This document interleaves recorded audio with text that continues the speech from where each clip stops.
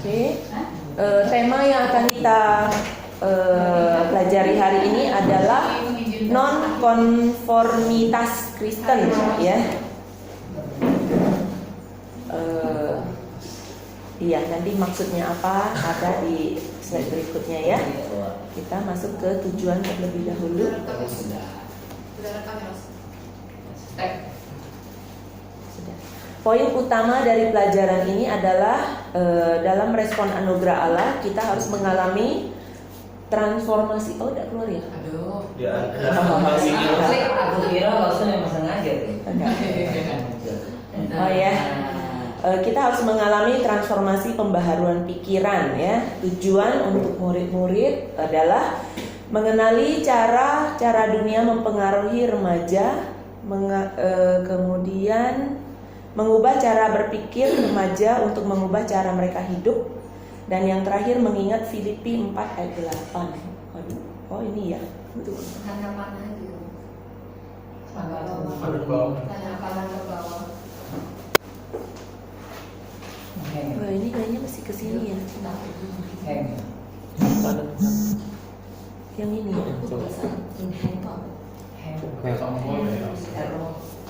Ini ya. Oke. Nah, ini kalau dilihat konformitas itu artinya kalau dilihat dari Kamus Besar Bahasa Indonesia itu persesuaian. Sorry. Tanggapan aja. Iya. Persesuaian. Oh, ini tapi layarnya kenapa enggak itu ya, enggak sama dengan ini ya? Oh, berarti Mestinya ke sini toh? Ke sini ya? Oh, ini oh, mestinya sama kan? Coba escape dulu. Mau duplikat. Iya, dia terkadang memang suka kayak gitu ya. Escape dulu udah. Statusnya langsung. Windows spell langsung. Nggak usah dikeluarin. Cancel. Oh, dikeluarin dulu.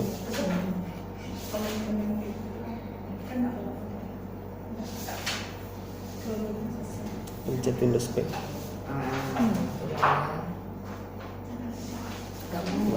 Ini aja deh. Oh, itu ya jadinya. Nah, ini dulu aja. Oh, berarti kalau dia itu ya. Nah, ini aja ya. Oke.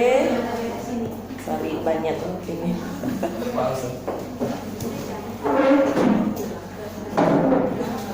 Iya, jadi ini dari KBBI ya. Persesuaian atau kecocokan, kesesuaian sikap dan perilaku dengan nilai dan kaidah yang berlaku. Nah, untuk lebih jelasnya kita tonton ya video berikut.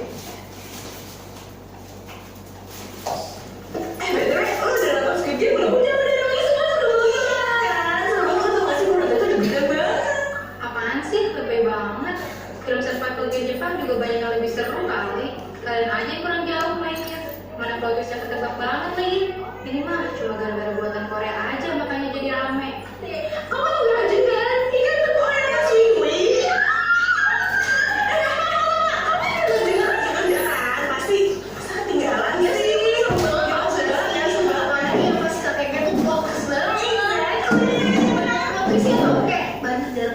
Iya ya, aku nonton juga kok, harus setuju. Aku suka tuh yang pasir kaca itu loh, itu keren banget.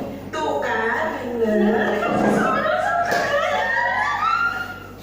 Kamu pernah nggak ngelakuin hal kayak tadi? Berusaha mengubah opini dan perilaku kamu supaya bisa sesuai sama teman-teman kamu lainnya. Sebenarnya hal kayak gitu ada istilahnya, yaitu konformiti atau konformitas. Kamu udah pernah dengar belum tentang istilah ini? Belum. Kamu jawabannya? Iya, dengar. Kalau menurut Dem dan Kasih, Ini sambungannya ya. ini merupakan kecenderungan Karena kalau ada terlalu panjang. persepsi, opini, dan perilaku mereka agar sesuai atau konsisten dengan norma-norma kelompok. Simpelnya, konformiti ini adalah keinginan seseorang untuk menyamakan sikap, keyakinan, dan perilakunya dengan orang-orang di sekitarnya. Atau lebih simpelnya lagi adalah perilaku ikut-ikutan. Nah, itu ya. Jadi conformity atau konformitas itu seperti itu. Kayaknya memang ada berlaku di kalangan-kalangan, tidak saja anak remaja tapi juga orang dewasa ya. Jadi kalau pelajaran hari ini adalah non-konformitas Kristen, berarti artinya kita ingin ajar anak-anak untuk tidak ikut-ikutan ya pengaruh atau ini ya. Jadi berarti kalau ada ikut-ikutan berarti ada pengaruh yang sedang ada ya, yang ada pengaruh ya. Nah, kita mau ajarkan apa sih yang mempengaruhi sehingga anak-anak itu bisa ikut-ikutan ya. Nah, kita mau melihat mengenali cara-cara dunia mempengaruhi kita ya. Jadi dunia sedang mempengaruhi cara berpikirmu ya.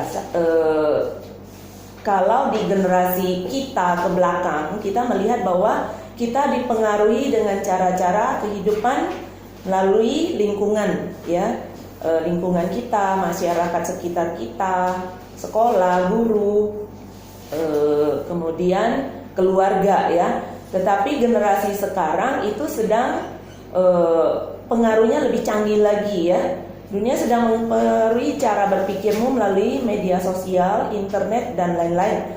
Bahkan bukan hanya dari lingkungan dekat, tapi dunia belahan dunia di benua lainnya pun bisa sudah bisa mempengaruhi kita di zaman ini, di tempat kita saat ini ya, melalui media sosial, internet dan lain-lain segalanya.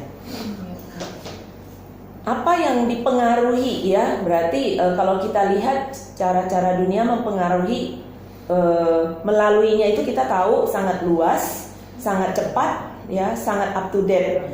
Kemudian tentunya ini ya, hal-hal yang sering kita lihat, kita ada di sekeliling kita ya, seperti kebohongan, membuli ya, kemudian narkoba, nge-vape ya, LGBT yang kalau kita lihat semakin marak, semakin berkembang ya. Ini hanya contoh-contoh sebagian kecil daripada pengaruh-pengaruh yang kita lihat di sekeliling kita ataupun melalui media sosial ya, yang dunia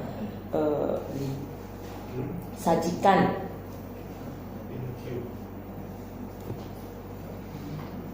Oh ini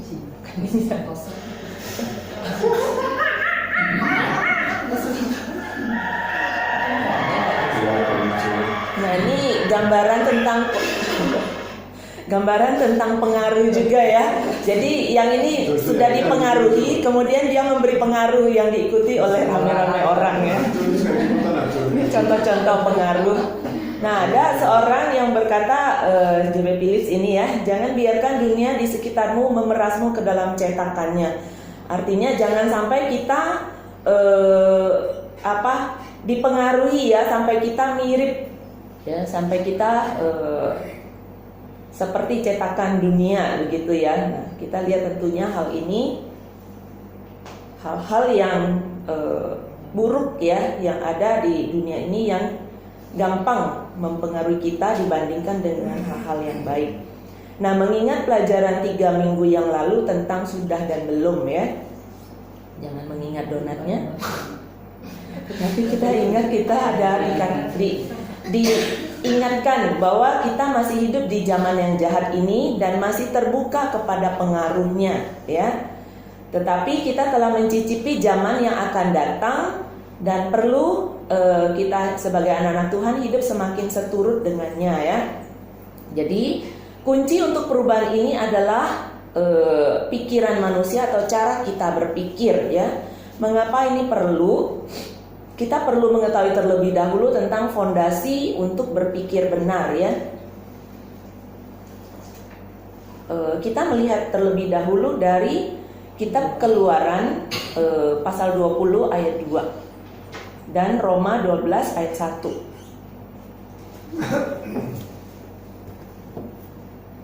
Saya minta Lause Limson untuk membacanya. Ya.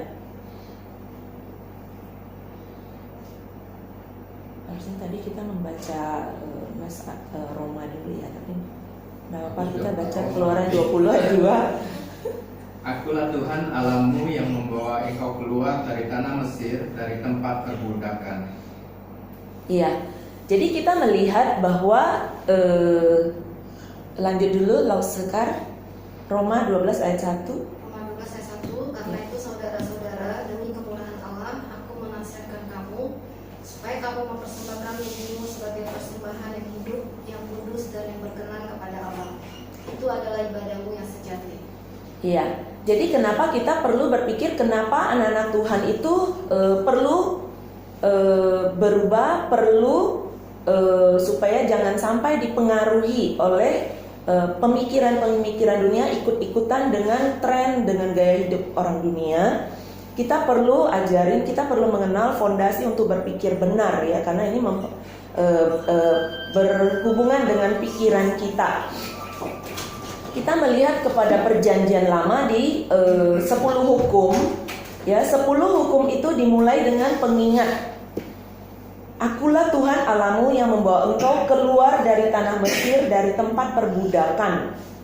Jadi 10 hukum itu dimulai dengan pengingat bahwa Allah beranugerah kepada umatnya dengan membebaskan mereka dari perbudakan Mesir.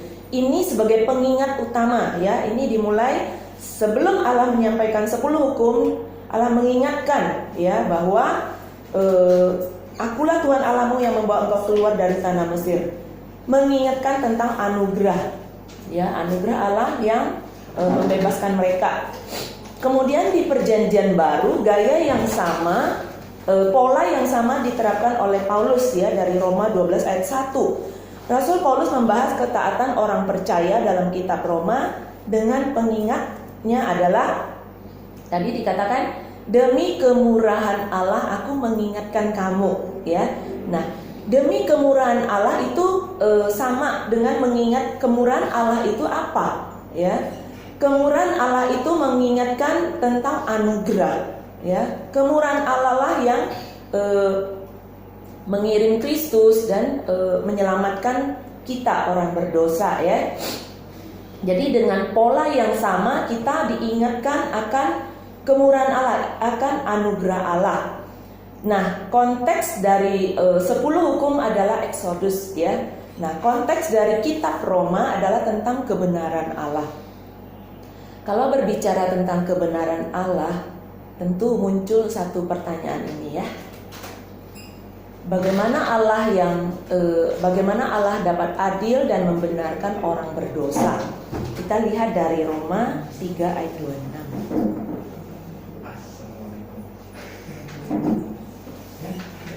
Dilanjut lagi siapa tadi? Loseyul ya. Loseyul 3 ayat Roma 3:26.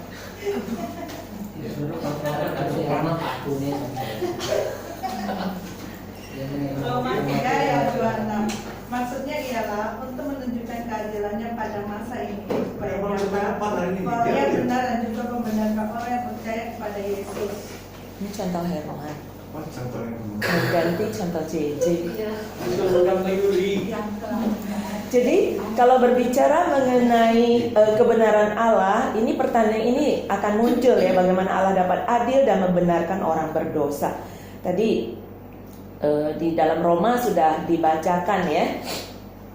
Jadi kalau untuk menjawab pertanyaan ini, kita mengingat bahwa satu-satunya harapan yang manusia miliki adalah anugerah Allah melalui karya keselamatan dalam Kristus ya. Karena di ayat Roma 3 ayat 26 ini maksudnya ialah untuk menunjukkan keadilannya kepada masa ini supaya nyata bahwa ia benar dan juga membenarkan orang yang percaya kepada Yesus.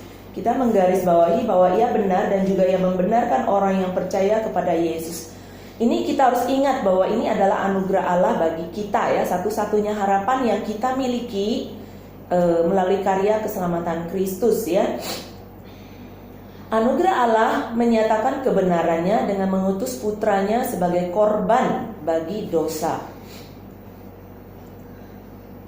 Dan Allah menerima orang berdosa dengan mencatat kebenaran Yesus ke dalam diri mereka. Jadi kita mengingat bahwa sebagai orang yang berdosa, kita tidak punya harapan untuk menyelamatkan diri kita sendiri kecuali melalui Kristus. Jadi melalui Kristus kita diselamatkan ya, kita dikuduskan, kita diadopsi dan juga kita dibenarkan ya karena Kristus, sebab dalam diri kita tidak mungkin ya mendapatkan penilaian kebenaran daripada Allah. Jadi hanya melalui Kristus ya. Jadi mengapa orang Kristen, orang percaya itu harus taat ya? Dan alasannya adalah ketaatan orang percaya atau orang Kristen itu dibangun di atas fondasi anugerah Allah yang ditunjukkan kepada kita dalam karya Kristus. Jadi ini yang harus kita ingatkan, bahwa fondasi dalam ketaatan kita sebagai orang percaya, kita mengingat anugerah Allah ya. Kristus yang sudah mati menggantikan kita sehingga kita dibenarkan ya melalui kebenaran Kristus. Jadi ini fondasi mengapa kita harus taat, kita harus berubah, kita harus mau ya. Kita mau berubah, kita tidak ikut-ikutan dengan tren dunia ini.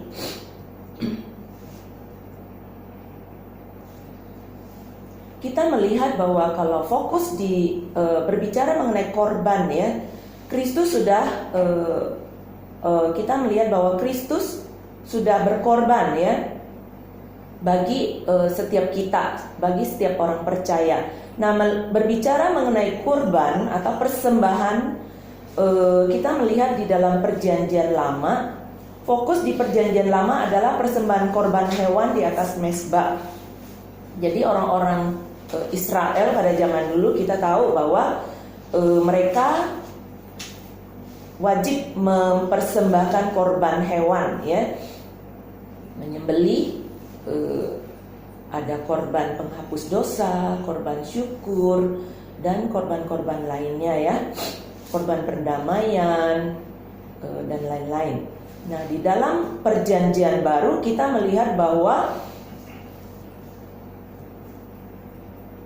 korban adalah Yesus ya, anak domba Allah ya, yang jadi berbicara mengenai korban anak domba Allah atau Yesus dan persekutuan kita dengan Dia dalam kematian dan kebangkitannya. Membahas tentang korban ya. Di dalam Perjanjian Lama fokusnya persembahan hewan di atas mezbah. Kemudian di dalam Perjanjian Baru kita mengingat korbannya adalah Sang Anak Domba Allah atau Yesus ya.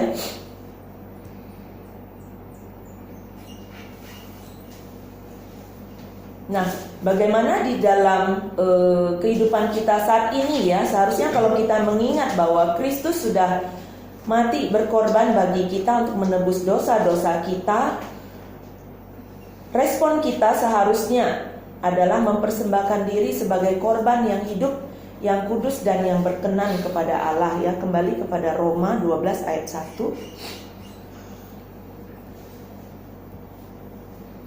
Roma 12 ayat 1 dan 2 tadi siapa lagi gilirannya ya? Lauselinda, Lauselewi dan Lauselinda Fernandus. Roma 12 ayat 1 ya. Karena itu saudara-saudara, demi kemurahan Allah aku menasihatkan kamu supaya kamu mempersembahkan tubuhmu sebagai persembahan yang hidup, yang kudus dan yang berkenan kepada Allah. Itu adalah ibadahmu yang sejati. Janganlah kamu menjadi serupa dengan dunia ini, tetapi berubahlah oleh pembaharuan budimu, sehingga kamu dapat membedakan manakah kehendak Allah, apa yang baik, yang berkenan kepada Allah dan yang sempurna. Jadi mengingat apa yang sudah Allah kerjakan, bukan saja pola korban atau persembahan di zaman Perjanjian Lama maupun persembahan atau korban yang dilakukan oleh Kristus Sang Anak Domba Allah. Maka respon kita pada saat ini adalah mempersembahkan diri sebagai korban yang hidup, yang kudus dan yang berkenan kepada Allah. Jadi kita menawarkan diri kita sebagai korban hidup ya kepadanya dengan memikul salib dan mengikut Yesus. Yang kudus ya, kita persembahan kita yang hidup dan yang kudus ya. Yang kudus itu dengan arti kata kita dipisahkan untuk pelayanan Allah. Jadi ada satu bagian firman Tuhan yang mengingatkan kita bahwa apapun yang kita lakukan, baik kita makan, kita minum, lakukan semuanya seperti untuk Allah dan bukan untuk manusia. Jadi kita sebagai korban hidup, kita melakukan hal-hal yang berkenan, ya. Apapun yang kita lakukan dipisahkan untuk pelayanan Allah, ya. Apa yang kita lakukan, seluruh apa yang kita kerjakan dalam hidup kita, dan tujuan hidup kita adalah melakukan apa yang menyenangkan Allah, ya. Jadi itulah persembahan yang benar, ya. Itulah persembahan yang benar. Kita kembali menyelidiki makna korban. Dalam perjanjian lama, apa saja hewan korban yang dipersembahkan oleh umat Israel? Nanti ditanyakan kepada anak-anak, ya. Lause-lause kalau mau jawab juga boleh, ya. Dalam perjanjian lama, apa saja hewan korban yang dipersembahkan oleh umat? Ada yang tahu?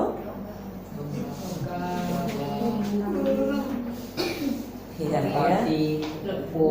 Ada domba, ada lembu, ada merpati, ya. Nah, bagaimana kualitas korban yang dipersembahkan? Baik, tidak bercacat. Iya, betul, ya. Kita boleh melihat, membuka di Maleakhi 1 ayat 6 sampai 8. Boleh lose-lose melanjutkan membacanya dari Loselinda Cho, ya. Nanti sampai ke belakang. Lanjut ya. Ya. Ya. Ayat 6 Pasal 1 ayat 6. Seorang anak menghormati bapaknya dan seorang hamba menghormati tuannya. Jika aku ini bapa, di manakah hormat yang kepadaku itu? Jika aku ini tuan, di manakah takut yang kepadaku itu? Firman Tuhan semesta alam kepada kamu, hai para imam yang menghina namaku, tetapi kamu berkata dengan cara bagaimanakah kami menghina namamu? Kamu membawa roti cemar ke atas mezbahku, tapi berkata, dengan cara bagaimanakah kami mencemarkannya? Dengan cara menyangka meja Tuhan boleh dihinakan.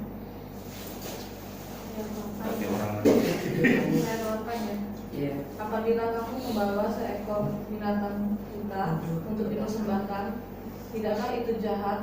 Apabila kamu membawa binatang yang timpang dan sakit, tidakkah itu jahat? Cobalah menyampaikannya kepada bupatimu. Apakah itu berkenan kepadamu? Apalagi menyambut engkau dengan baik, firman Tuhan semesta alam. Oke, lanjut 13b dan 14. Kamu bawa binatang yang dirampas, binatang yang timpang, dan binatang yang sakit. Kamu bawanya sebagai persembahan. Akan berkenankah aku menerimanya dari tanganmu, firman Tuhan? Terkutuklah penipu yang mempunyai seekor binatang jantan di antara kawan ternaknya yang membesarkan, tetapi yang mempersembahkan binatang yang cacat pada Tuhan. Sebab aku ini Raja yang besar, firman Tuhan semesta alam, dan namaku ditakuti di antara bangsa-bangsa. Jadi ini adalah perikop contoh bahwa ada peristiwa-peristiwa yang Tuhan tidak berkenan terhadap kualitas persembahan yang dilakukan oleh orang Israel, ya. Mereka mempersembahkan yang timpang, yang cacat, kemudian hasil rampasan dan lain-lainnya. Jadi ini tentu bukan yang terbaik, ya, tetapi tentunya Tuhan menuntut, ya, Tuhan menghendaki kualitas korban yang dipersembahkan adalah yang terbaik, yang sempurna dan tidak bercacat. Jadi ini adalah gambaran apa yang Tuhan kehendaki dari suatu persembahan, dari suatu hal yang baik yang berkenan kepada Tuhan untuk kita persembahkan, untuk dikorbankan, ya.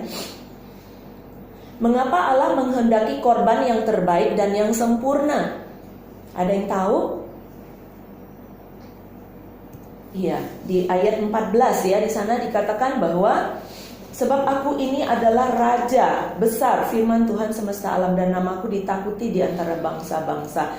Jadi Allah itu adalah Raja Agung, Allah semesta alam. Ini artinya apa? Semua adalah milik Tuhan, ya. Allah berhak mendapatkan yang terbaik. Dan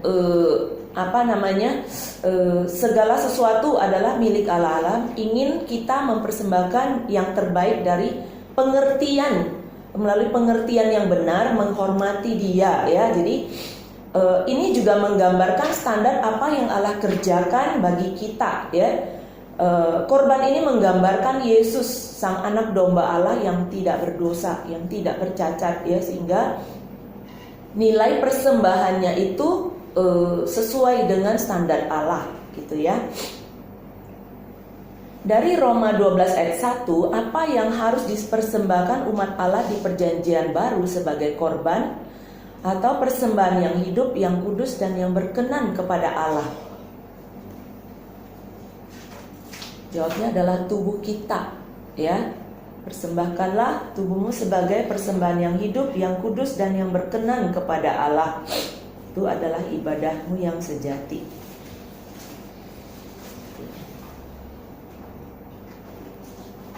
Jadi persembahan korban, ya, dari tubuh kita adalah menyangkut perkataan, perbuatan, pikiran, hati kita, seluruh aspek hidup kita. Nah, bagaimana tubuh kita dapat menjadi korban atau persembahan yang sempurna? Kita harus akui bahwa kita mungkin tidak dapat mempersembahkan yang sempurna, ya, tetapi kita dapat yang mempersembahkan yang terbaik kepada Allah, ya. Karena Kristus sudah melakukannya, ya, dia menjadi korban yang sempurna yang memenuhi standar Allah Bapa.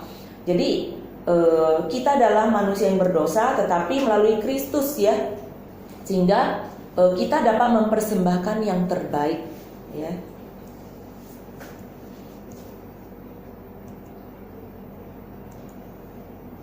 Satu bagian dari Roma 6 ayat 13. Boleh dilanjut, siapa lagi? Pastor Santoso.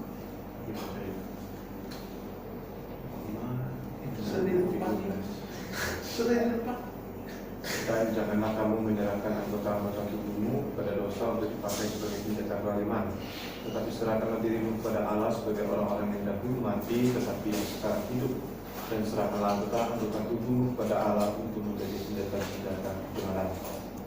Iya, jadi mengingat bahwa kita dapat mempersembahkan korban hidup itu melalui tubuh kita, melalui seluruh aspek kehidupan kita, sebagaimana yang dikatakan dalam Roma 6 ayat 13 ini, jangan kita menyerahkan anggota-anggota tubuh kepada dosa, tetapi serahkan dirimu kepada Allah, yaitu bisa dari seluruh bagian daripada aspek tubuh kita, baik mata, lidah, bibir kita, ya, tangan dan perbuatan kita, hati kita, pikiran kita juga, ya.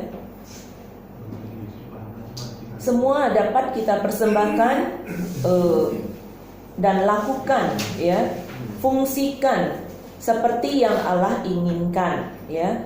Jadi kita menolak melakukan yang jahat baik di luar maupun dari dalam diri kita. Inilah korban hidup, ya.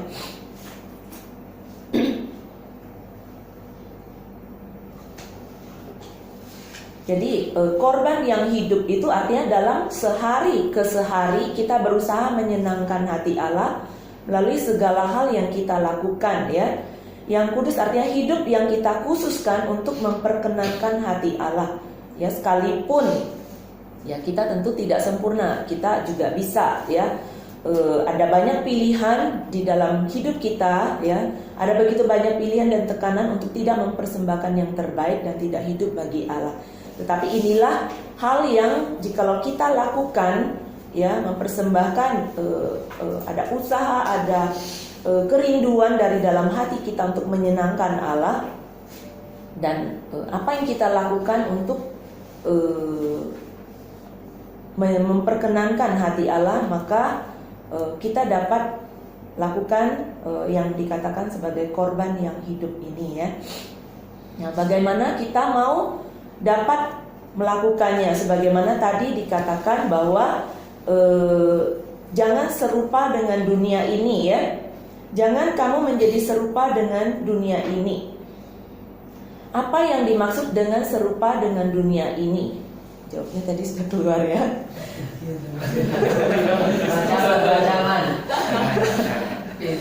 Berpikir dan berperilaku sama dengan orang yang di luar Kristus, ya. Atau kita berpikir dan berperilaku sama dengan orang-orang yang ada di dunia ini ya, yang kebanyakan ya, atau orang-orang yang di luar Kristus, di luar yang diajarkan ya oleh firman Allah. Nah, jangan menjadi serupa. Kata dunia di sini digambarkan sebagai zaman yang jahat ya. Dunia atau duniawi dalam Alkitab bagian lainnya menggambarkan sifat yang berlawanan dengan kehendak Allah.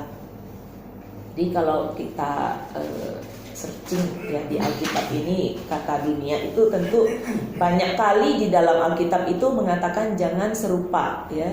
Janganlah kamu mengikuti jalan dunia ini, janganlah ini ya. Jadi orang banyak. Aku salah juga. Ya. Jadi dunia melalui media online juga memperdengarkan suara dan mempertontonkan perbuatan dosa menjadi gaya hidup ya. Jadi pikiran dan perilaku kita perlu mengingatkan ya, seperti kita saat ini ya, pikiran dan perilaku itu akan saling mempengaruhi satu dengan yang lain. Ini bagian yang menjadi warning ya, termasuk di generasi kita saat ini ya, perilaku dan pikiran akan saling mempengaruhi satu dengan yang lain. Nah ini juga poin pentingnya. Jika kita bertindak dengan cara tertentu dalam waktu yang cukup lama, maka kita akan merasionalisasinya ya. Jadi kalau sesuatu itu ini ya. Nah demikian juga dengan cara kita, jika kita berpikir dengan cara tertentu, maka perilaku akan berubah. Jadi ada banyak contoh ya, kalau dari generasi kita ke belakang itu, kalau kedapatan nyolong, kedapatan bohong, itu akan merasa sangat malu sekali ya, termasuk kayak perselingkuhan dan lain-lainnya, itu akan merasa sangat aib sekali, sangat memalukan sekali ya. Dan orang tua akan menghajar habis-habisan ya. Tetapi di generasi sekarang ini, oh bohong itu sama-sama tahu deh gitu kan. Kemudian dosa-dosa lainnya sudah mulai degradasi ya, sudah mulai dianggap biasa. Termasuk ya narkoba untuk zaman sekarang ini tidak malu-malu amat gitu loh. Tidak malu-malu amat ya, paling masuk ke rehab, habis itu keluar lagi udah biasa saja gitu ya. Nah kayak LGBT ya, kita tahu bahwa ini secara di Indonesia agak mending ya, tetapi daerah lain, di negara lain udah dilegalkan bahkan secara hukum ya. Jadi seperti itu ya, sudah mulai degradasi. Demikian juga jika cara kita berpikir dengan cara tertentu, maka perilaku kita akan berubah. Nah jadi cara berpikir tertentu yang seperti apa ya? Di dalam Roma, kita lanjut dari bagian tadi ya, jangan kamu menjadi serupa dengan dunia ini, tetapi berubahlah oleh pembaharuan budimu. Jadi kitab Roma ini mengingatkan bagaimana kita dapat dibaharui ya. Bagaimana kita dapat berubah ya melalui pembaharuan budi atau mentransformasi pikiran kita ya.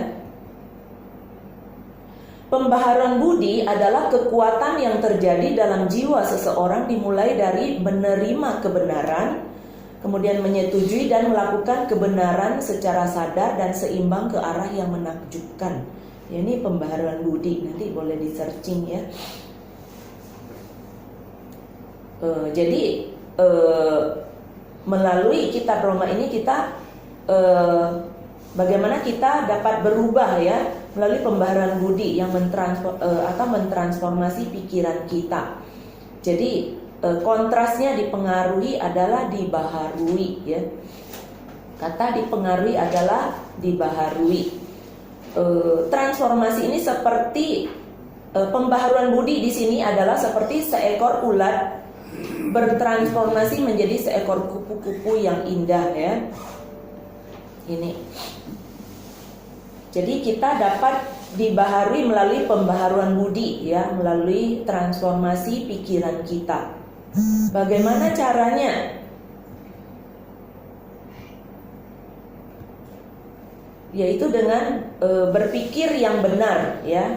berpikir yang benar seperti apa. Jadi kita bersyukur ya, Tuhan memperlengkapi setiap anak-anak Tuhan itu dengan firman Tuhan. Kita lihat di Filipi ya, Filipi pasal 4 ayat 8.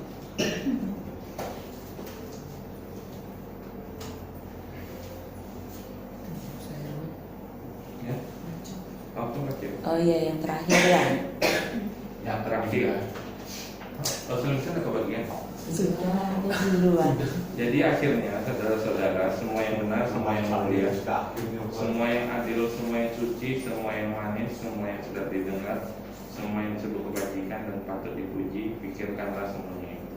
Jadi kita bersyukur ya sebagai anak-anak Tuhan, Tuhan memperlengkapi kita ya. Bukan saja penyertaan melalui Allah Roh Kudus, tetapi juga Tuhan memperlengkapi kita dengan firman-Nya.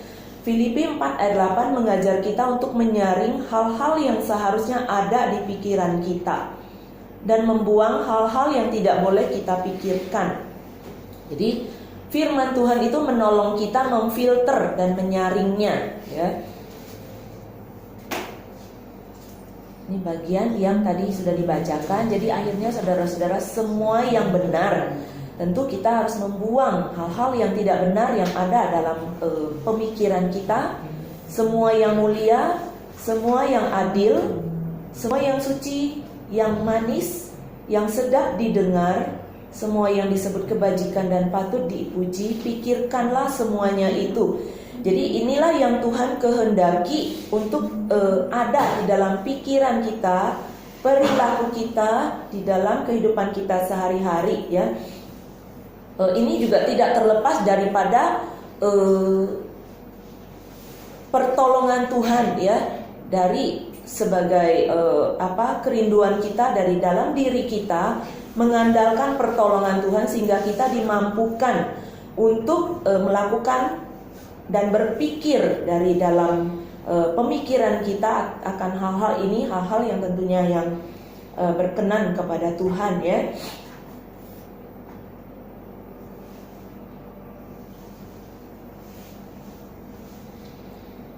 Jadi ketika kalau kita tadi sudah berpikir fondasi untuk berpikir benar, kita mengingat akan anugerah Allah ya, kemudian Tuhan juga sudah menolong kita, mengarahkan kita seharusnya bagaimana kita harus berpikir, bertingkah laku, bagaimana kita harus hidup sebagai anak-anak Tuhan. Maka tadi bagian daripada Filipi 4 ayat 8 itu sudah mengingatkan kita hal-hal yang harus menjadi yang ada di dalam pemikiran kita, di dalam perbuatan kita. Maka ini efeknya ya, ketika kita ketika pikiran kita telah dibaharui, maka kita dapat memahami kehendak Allah dan kita dapat membuat pilihan yang benar dalam dunia yang penuh pilihan ya, dunia yang kompleks ya. Kita dapat menentukan pilihan-pilihan yang benar untuk bagaimana kita dapat hidup berkenan kepada Allah, dan kita dapat mengetahui apa yang benar dan yang berkenan kepada Allah. Bahkan bukan saja kita dapat mengetahui saja, bahkan kita dapat mentransformasi atau mempengaruhi dunia ya. Nah, bagian kita sebagai anak-anak Tuhan, maukah kita ya hidup ditransformasi? Kita mau bahkan bukan saja kita ditransformasi, tetapi kita bisa mempengaruhi lingkungan sekitar kita ya, mempengaruhi teman-teman kita, mempengaruhi keluarga kita untuk hidup yang berkenan kepada Tuhan. Maukah kita? Sampai di sini bagian yang dapat saya persiapkan.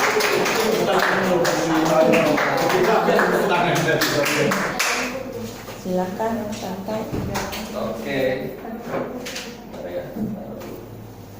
Kita berikan tepuk tangan ya, terima kasih.